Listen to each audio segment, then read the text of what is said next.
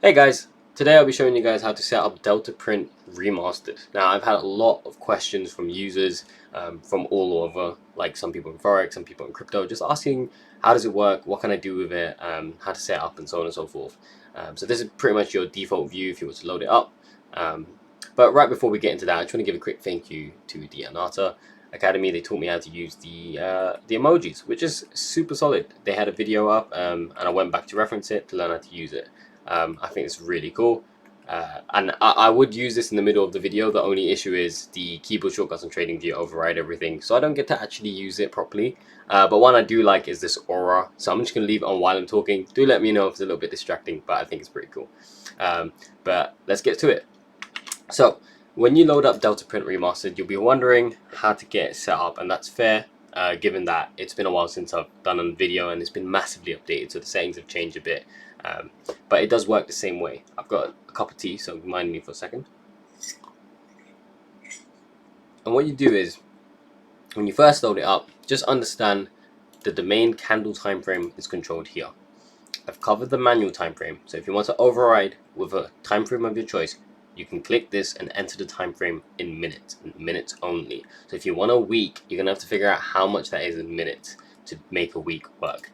I could add a week as a drop-down menu choice if people are interested, but for now, this is the best way to go about it. These are the time frames that I mainly look at. Mainly I stick to 5 and 30, but just giving you guys a choice to override and input your time frames as you choose.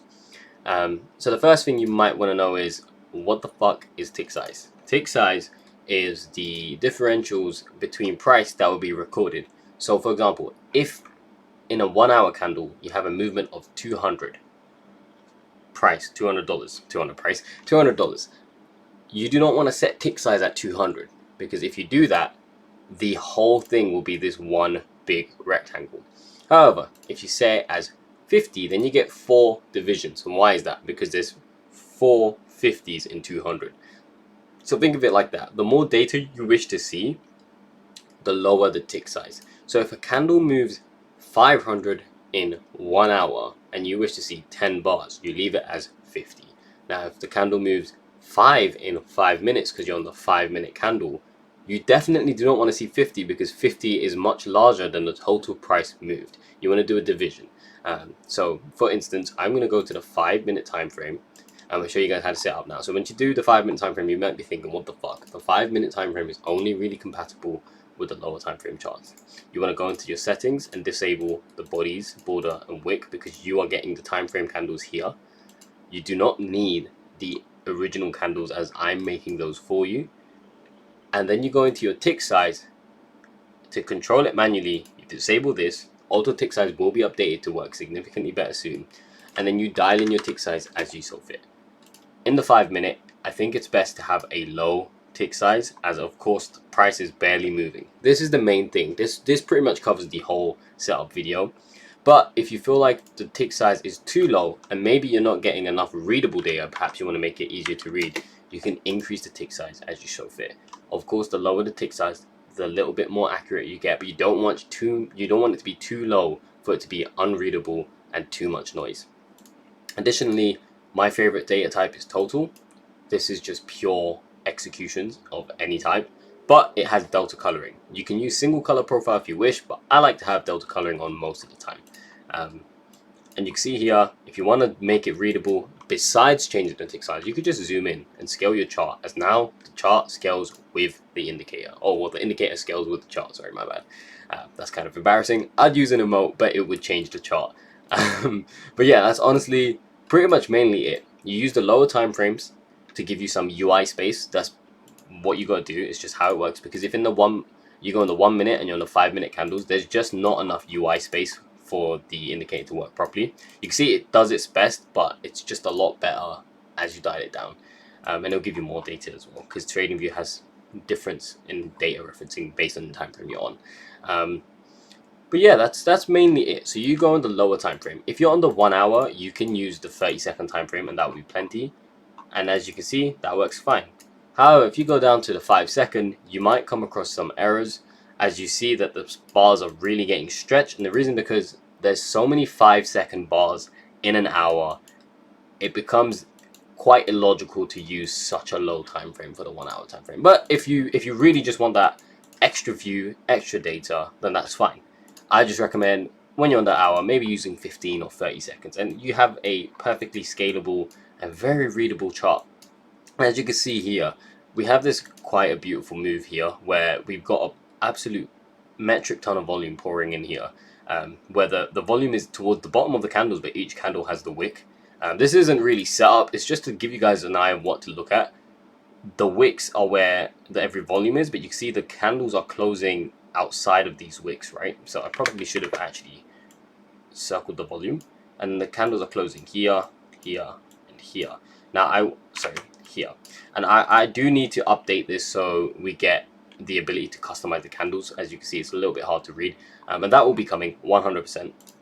Oddly enough, there is a mode in the code, but I removed it before launch because it was just slightly buggy. So I might fix that and then give you guys a different candle view. But yeah, this is basically it. Lower time frame to give you space on the chart. Tick size determines how many divisions of price movement is apparent and used to create your profile. So for example, you have 100, tick size is 10, so you got increments of 0, 10, 20, 30, 40, 50, and so on, all the way up to 100. That's basically all it is. So once again, make sure you know what you're doing with tick size. Now let's go into the other features. I've already covered them in the previous video, but I guess if we're doing a full rundown, it just makes sense to go through them even more. Forced manual time frame. Once again, just enable that and you will have your time frame be adjusted and giving you the time frame in minutes as you put in here. It's 15 minutes, we're on the 30-second, but because the 15-minute is a lot lower than the 60-minute, we can go down to 5 seconds and it'll be fine. There won't be too much data on the screen. Now, once again, you can adjust that. You can go to 15 seconds if that's what you choose. I would prefer to go 5 seconds here, just for the extra data and just for the little bit of ease of looking at the chart. I've got all this extra data. You can see there was quite a bit of volume. It wasn't the absolute volume peak, but you can see there was quite a bit of volume, and selling started to kick in at that point, which we obviously seem to have moved down, and it makes a lot of sense. And this POC here has been tapped, and this will close. This naked POC will be closed once the session closes. So once the sessions close, we will see this POC no longer be extended. It's quite interesting. You'll see this happen a lot, and I think a lot of people should try it. It's very useful. The other feature is this manual weighting. Manual weighting will base the profile based off of that weight to highlight extremities. So you can enable it and you'll see that these profiles change shape. The reason it's doing that is because you've put in too low of a value for it to be considered an extremity in this case. So if I put it up a little bit, you can see that not all the profiles now have that blue outline, and if I put it up a little bit more, you can see it will just gradually reduce which ones are being highlighted. So you can see this one's being highlighted in comparison to the rest of them. So this is a high value candle, and that means you should start paying attention as to what's going on.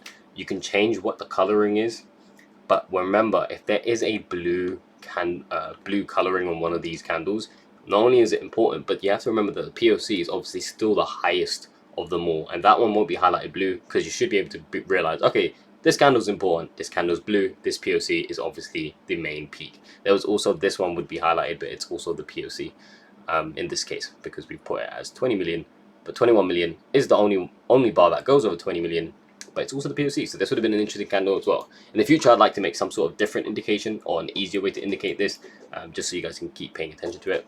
But I think it's very useful to have all this. I hope you guys find this helpful. This video was quite short in comparison to the rest of them. I promise to be releasing tutorials in the future. I just need to get this out there because what's the point of releasing tutorials if people have no idea how to set their indicator up? Anyway guys, see you guys next time, and ciao.